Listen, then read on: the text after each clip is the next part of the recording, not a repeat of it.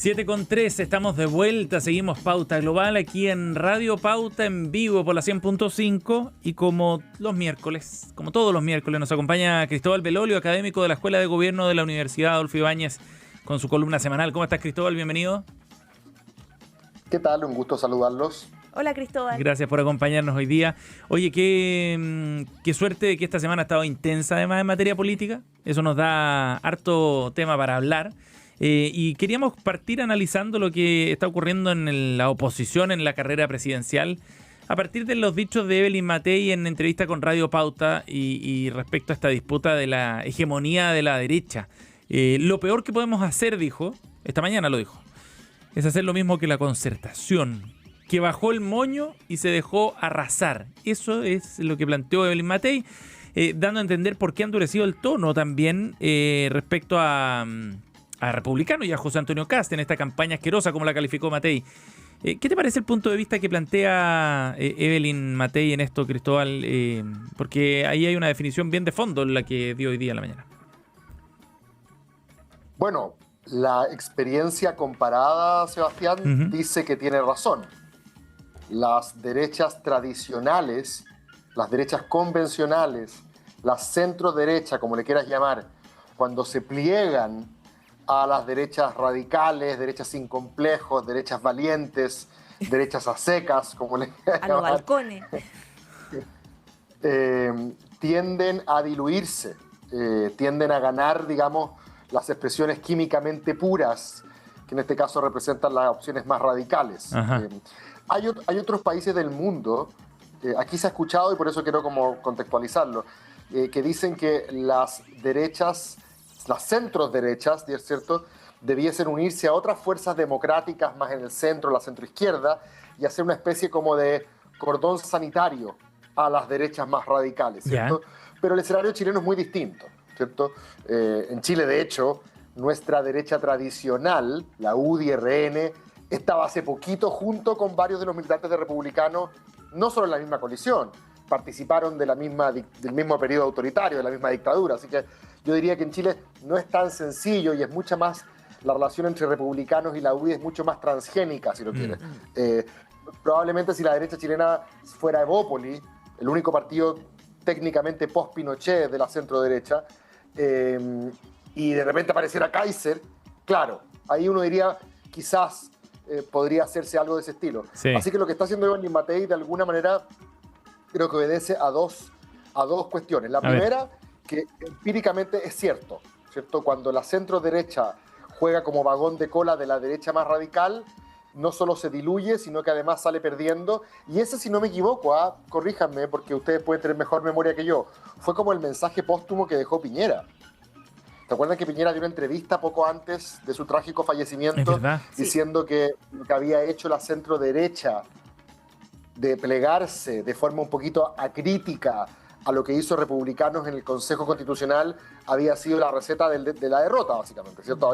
Haberle seguido la mena en ciertos caprichos a Republicanos, y hubo como 80 dirigentes de la centro-derecha que en ese entonces dijeron: no tenemos por qué andar siguiendo el amén a Republicanos, nosotros tenemos un proyecto político distinto. Eso por un lado.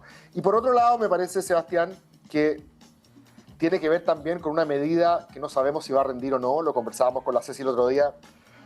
Matei logró detener la caída, pero no ha subido mucho más allá de eso, que es buscar un último cartucho, una última estrategia, después de todas las que no han salido muy bien, ¿cierto? Vender experiencia, responsabilidad, gobernabilidad, parece que no ha aprendido mucho, ¿cierto? Después esta idea de que yo, en vez de ser la confrontación, soy la colaboración, parece que tampoco aprendió tanto, ¿cierto? Sí. Y ahora yo creo que la idea es un poco decir, ¿sabéis qué más?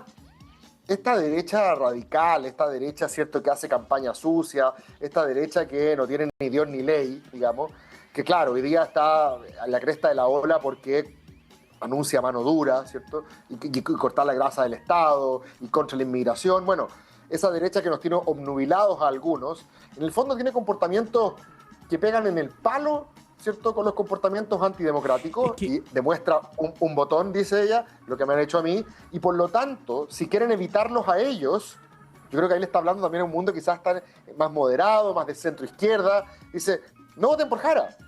Claro. Voten por mí. O sea, la única manera de evitar acá soy yo, dice. Y eso te iba a preguntar, si es que todo este análisis que ha hecho Evelyn Matei y el encuadre que le ha dado al asunto, porque no se trata solamente de un par de comentarios mala onda, digamos, agresivos o derechamente ofensivos en Twitter, sino que se trata de una campaña, de una forma de hacer política que puede terminar horadando la democracia. Ese mensaje de fondo no es un asunto entonces solamente electoral para tratar de remontar en la encuesta, sino que también tiene un punto más de fondo.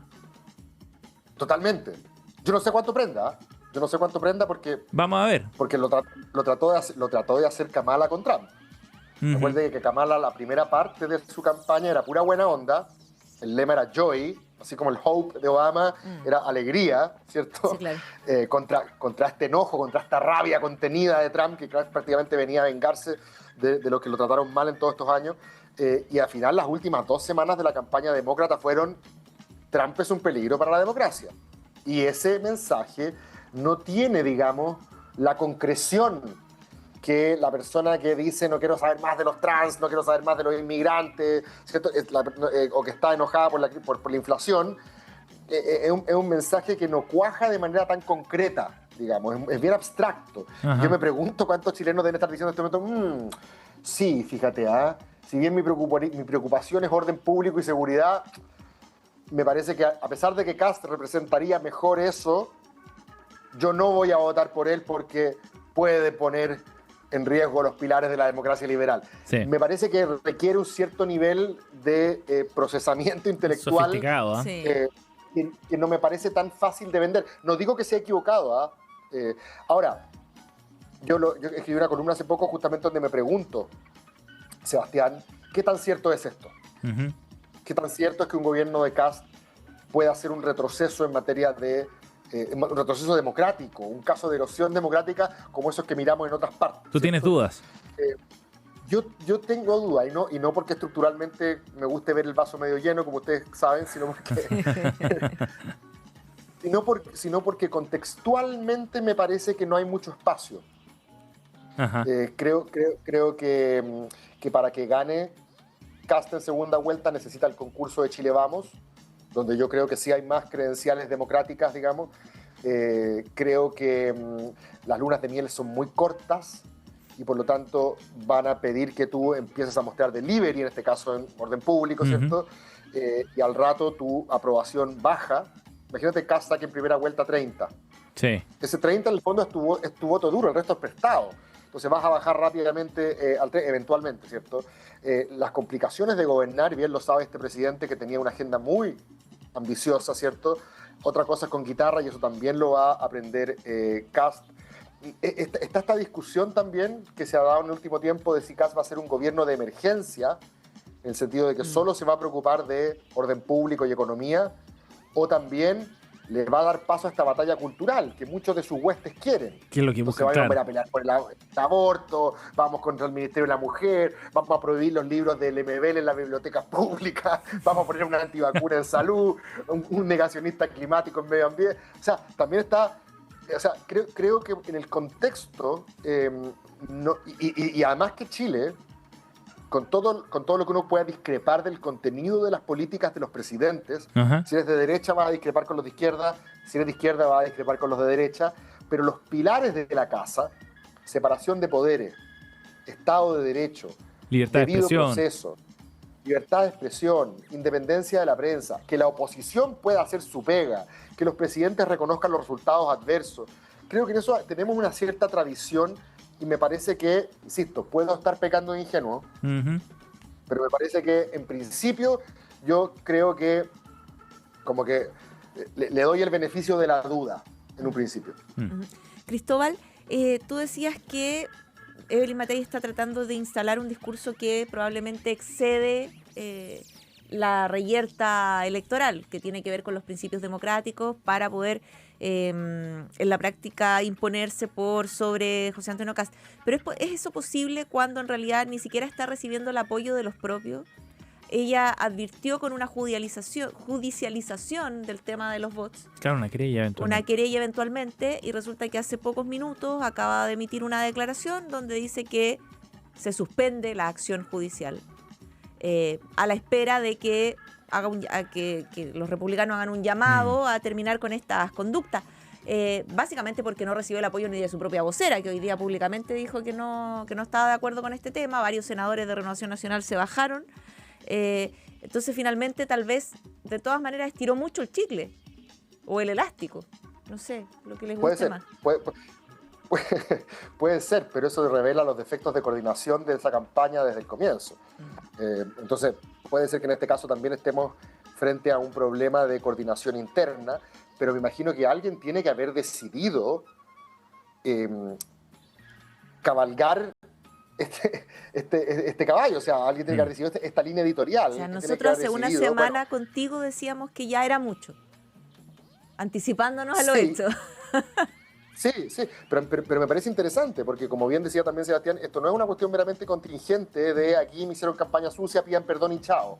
Está diciendo que el triunfo de republicanos equivale a un escenario de erosión democrática en Chile. Claro.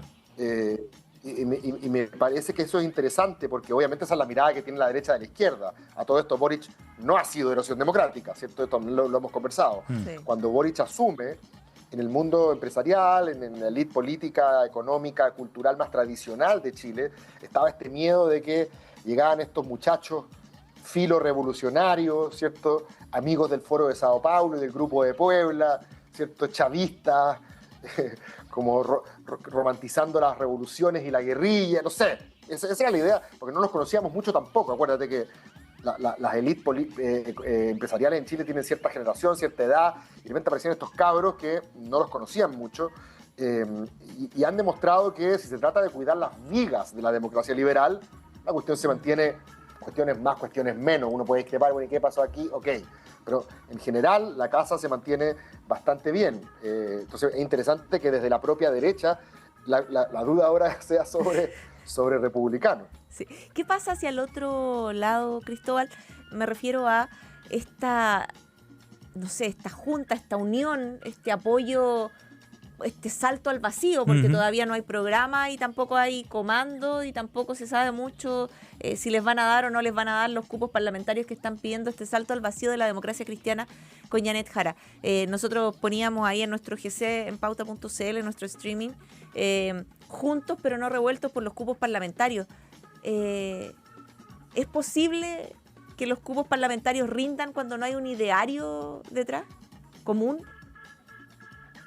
Sí, el ideario no le importa a nadie si se trata de buscar un cupo parlamentario. O sea, perdón no, por mi pero me refiero a si rinde realismo. ante el electorado. Claro, lo que pasa es que, a ver, la DC es un partido que está en un largo camino a la extinción, ¿cierto? Y eso lo sabemos por muchos datos. No solamente ha experimentado un encorvamiento electoral, que es objetivo, ¿cierto? No solamente sus huestes, su militancia ha experimentado un encorvamiento generacional, ¿cierto? ¿Qué edad tiene hoy día el tipo que a los 25 años miraba con los ojos vidriosos la marcha de la Patria Joven de Frei Montalva? O sea, ese tipo va entre 80 años. O sea, es un partido, digamos, que su primer momento, su juventud fue gloriosa, después su madurez, la contratransición, ¿cierto? Los primeros de la transición, hoy día ya están en un momento de declive, tal como lo vivió en su momento el Partido Radical, ¿cierto? Sí. Pero los partidos mueren de jóvenes y no de viejos, como dice el dicho, ¿cierto? Entonces, una vez que ya tienes timbre y oficina, y tienes un concejal por allá, un alcalde por allá, especialmente en regiones, puedes sobrevivir con respirador artificial por mucho tiempo, por muchos años. Y la manera como tienes de hacerlo es encontrando espacios para poder seguir perseverando en el ejercicio del poder, ¿cierto? En castellano antiguo, ¿cierto? Pónganme donde haya. Claro. Y imagínate si la DC hoy dice, ¿sabes qué más? Camino propio. Tan romántico que suena, ¿cierto? Vamos a reivindicar nuestros valores humanistas cristianos, que a esta altura nadie sabe lo que es eso, ¿cierto? O sea, era un partido que su oferta doctrinaria tenía mucho sentido en los años 60, 70, ¿cierto? Muy inspirado por la doctrina social de la Iglesia, como una manera de tercera vía entre el capitalismo, al capitalismo salvaje. En plena Guerra Fría, claro. El marxismo ateo, ¿cierto? Era literalmente una tercera vía. Pero hoy, ¿cierto? En un mundo completamente secularizado, Patricio Aylwin decía que nunca había pisado un mall, imagínate. O sea, en un mundo donde día funciona con otros códigos, ¿cierto? Es un partido que parece que no tiene absolutamente ningún espacio, digamos, doctrinario. Yo no conozco a nadie de 18 años que diga, fíjate que yo soy DC. Lo mejor que le quedaba a la DC, estoy pensando en la generación de Claudio Castro, ya no es DC. Claro, ¿cierto? se fueron ya todos también. se salieron, ¿cierto? ¿Cristóbal? Entonces, ahí me parece que no hay mucho desde el punto de vista doctrinario, y si vas solo, desde el punto de vista ahora electoral, no vas a sacar ningún diputado y ningún senador. Te van a hacer pebre. ¿Tú crees? Como le pasó, de hecho, en la... ¿Tú crees que le va a ir mal? En la convención. Si va sola. Ah, si va sola, ajá. Si la DC va sola, ¿cierto? Va a sacar un diputado en todo Chile, con suerte. Sí. O sea, una lista sola, y al lado una lista de 8 partidos del oficialismo, ¿cierto? Y al lado, no sé, pongamos una gran lista con Matei abajo y una gran lista, perdón, con Matei arriba, y al lado otra gran lista con Casta arriba, ¿cierto? En ese escenario la DC no saca ni uno. Claro. Salvo algún caudillo muy fuerte que tengan en algún lado, ¿cierto? Entonces lo que ellos están diciendo es, la única manera que nosotros tenemos de salir es sumarnos a una lista que sea lo suficientemente potente y donde nosotros logremos, ¿cierto?, meter a los nuestros ahí y con los votos de los otros que también van a ser fuertes, sobrevivir. Sí, esto lo reconoció Iván Flores en el consejo que se proclamó a Yamil Jara. Esto que estoy diciendo yo no tiene nada de... ¿cómo se llama?, de cinismo. Esto lo reconocieron abiertamente cuando estaban discutiendo si apoyar a Janet Jara. Apoyar a Janet Jara es conseguir ticket en la micro que les puede hacer seguir en este respirador artificial. Oye, Cristóbal, estamos con Cristóbal Belolio aquí en Pauta Global. Ahora, un problema tiene que ver con la oferta política, ¿no? Si la DC es capaz o no de entregar una oferta de un proyecto atractivo con ciertas ideas bajo ciertos principios, etcétera, que calce y se adapte a los tiempos. Y la otra es que efectivamente haya electorado para ese tipo de propuestas como de, comillas, centro, ¿no? Porque lo hemos hablado yo creo otras veces también. ¿Existe ese espacio de centro realmente hoy día? ¿Están las condiciones como para que se genere algún proyecto desde ahí?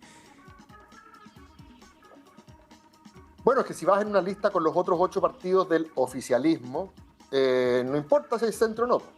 ¿Cierto? Lo que importa es que se sumen los votos en esa lista, y si tú lograste, imagínate, la DC hoy día dice, mira, tenemos que tratar de sacar 7, 8 diputados. No sé ni cuántos tiene hoy día. Creo que Santiago tiene apenas uno. Creo que son 6. Se quedó con 6 porque le renunciaron, se fueron a demócratas como 3 o 4. Exacto, ya, perfecto. Pero imagínate, dijera mañana, sabéis que ojalá saquemos 7 diputados, ¿cierto? Ubiquémoslos donde tienen que estar, ¿cierto? Y que vayan en una lista potente donde también puedan ayudar los votos del Frente Amplio, del Partido Comunista, del Partido Socialista, etcétera, ¿cierto? Y arreglémonos ahí para que no le gane el Partido Socialista, sino que pueda salir desde la AS. Para esa discusión, no importa si existe el centro o no, ¿cierto? Ahora, yo sé que tu pregunta es más profunda, ¿cierto? Es más allá. Centro político depende, Sebastián, cómo lo definamos. Porque centro político tú lo puedes definir de manera relativa o de manera absoluta. De manera relativa centro es todo lo que está al medio entre la izquierda y la derecha. Sí. ¿Cierto? Centro es cuando a la gente le preguntan, ¿cómo se identifica usted siendo 1 extrema derecha y 10 extrema izquierda? Y la gente dice, mira, yo considero un 4, un 5, un 6. Fíjate que la mayoría de la gente dice eso. ¿Ah, sí? Pero es porque también está relativamente investigado, ¿cierto?, medido, de que la gente tiende a creer que sus posiciones no son tan excéntricas, sino que son compartidas por mucho más gente de la que en verdad son. Ajá, ok. Entonces uno tiende a sentirse que está más o menos en el mundo del sentido común. Hay un problema de autopercepción. Claro, siempre está en el centro. Totalmente. Exacto, aunque tu percepción puede ser muy radical. Ajá. Segundo, centro muchas veces lo asociamos a la idea de moderación. Sí. De falta de dogmatismo, de ductibilidad, de pragmatismo, pero no necesariamente. Uno puede estar en el centro y decir, yo quiero 50% Estado y 50% mercado y no lo negocio. O sea, uno puede tener un centro muy dogmático. Claro. Puede ser un extremista de centro. Cuando yo escucho hablar a los supuestos representantes del centro en Sin Filtro, no los veo muy moderados. No, moderados no son. O sea, Exacto, también puede haber una especie de dogmatismo en ese sentido, en una posición que supuestamente combina un poco de un lado con la otra. La otra posibilidad, cuando digo la teoría más absoluta, es que el centro no sea una cuestión relativa o equidistante entre los polos, sino que tenga un contenido doctrinario propio. Sí. Y por eso era interesante lo de la ADC, porque la ADC era un centro que tenía un contenido doctrinario propio, distinto de lo que ofrecía el capitalismo salvaje en la derecha y el marxismo ateo en la izquierda. Aunque hay gente que cree que hoy ese centro es más liberal que social cristiano o comunitarista, ¿cierto? Si yo te hablo de Andrés Velasco. De hecho, Andrés Velasco, como tú te recordarás, junto a Lili Pérez en su momento, trataron de armar un centro liberal. Sí. Claro, sí, trataron de confluir ahí. Dado el diagnóstico de un país más secularizado, ¿cierto? Más individualista, menos comunitario, y la pelota pegó en el palo, porque los dos perdieron la senatorial por poco, pero si hubieran ganado, hoy día quizás estaríamos hablando de que el centro es liberal y no demócrata cristiano. Corto, Cristóbal, una cosa que acabamos de confirmar en la práctica, que es la salida de Nicole Cardoch del gobierno. Se supone que van a salir otras 2 personas más, pero asesores del segundo piso, etcétera, etcétera, para sumarse a la campaña de Janet Jara. ¿Eso tiene un sentido de apuntalar la campaña de Jara? Más bien tiene un sentido de que van a correr como parlamentarios y necesitan visibilidad. Todas las anteriores. Nicole Cardoch es una figura joven, atractiva, es una figura que tiene, ¿cómo se llama?, que agarró, digamos, harto lustre, harta experiencia en el gobierno, pudo haber sido la vocera subrogante, pero por poco no lo fue. Yo creo que es una figura que contribuye, que mete al PS adentro. Yo creo que puede jugar un papel relevante, que si bien ella no es del Frente Amplio, es del PS, tiene un perfil frente amplista que descomuniza también la campaña, o sea que creo que por muchas razones funciona. Ahora, Janet Jara puede decir algo interesante con la ADC, porque no digamos que va a decir, uy, qué rico, llegó la ADC, voy a ganar. No aporta muchos votos. No son tantos votos, no. No, Andrés Saldívar decía en una entrevista, no creo que la gente de la ADC vaya a votar por Janet Jara. Bueno. Tampoco es tanta gente, ahí no se va a decidir la elección. Yo sé que les gustaría pensar que sí, porque ellos vivieron las glorias de ese partido, ¿cierto? Sí. Pero la verdad es que hoy no es así. Entonces la ADC no va a decidir la elección. Pero desde el punto de vista al menos del discurso, Janet Jara puede decir que tal como Michelle Bachelet, yo sé que ya la Ceci me va a retar por todos los paralelos con Soa Michelle, pero tal como Michelle Bachelet puede decir, Janet Jara que ahora tiene una coalición que va desde el Partido Comunista hasta la ADC. Hasta la ADC. Claro. Es del mismo porte que la nueva mayoría. Y de hecho, con el Frente Amplio dentro, que antes no existía, porque acuérdate que le hicieron colaboración crítica a Bachelet 2, no eran parte de la nueva mayoría. No. Técnicamente, Janet Jara tiene la coalición más grande de la izquierda y la centroizquierda ahora, que hemos tenido desde el retorno a la democracia. Ahora la no nueva aporta mayoría, mucho voto, pero se puede decir. La nueva mayoría duró un gobierno. Y sería. Bueno, este puede que ni siquiera llegue al gobierno. pero por lo menos se puede decir que ella ha sido capaz, que no es una cuestión menor, lo discutimos, ¿te acordás en su momento? Sí. De que si ganaba Carlos Toá, se iba a abrir la posibilidad de un liderazgo de izquierda que no estuviese contento con esa postulación y quisiera marcar el punto, como Rodrigo Mundaca, lo conversamos. Y dijimos en su momento que si ganaba Janet Jara, iban a existir ciertos incentivos en el mundo más del centro-izquierda por levantar a alguien. Bueno, digamos que Janet Jara ha logrado exorcizar ese fantasma, no se va a parar nadie ahí, no pasó, logró consolidar a todo ese mundo. Entonces encuentro que a estas alturas pelar a la ADC porque no siguieron sus principios. No, chao. A esta altura la ADC es un partido de funcionarios que quiere cupo en la micro, ¿cierto? Puro y que si va solo no va a sacar ninguno. Y quiere sobrevivir. Gracias, Cristóbal Belolio. Cristóbal Belolio con nosotros acá.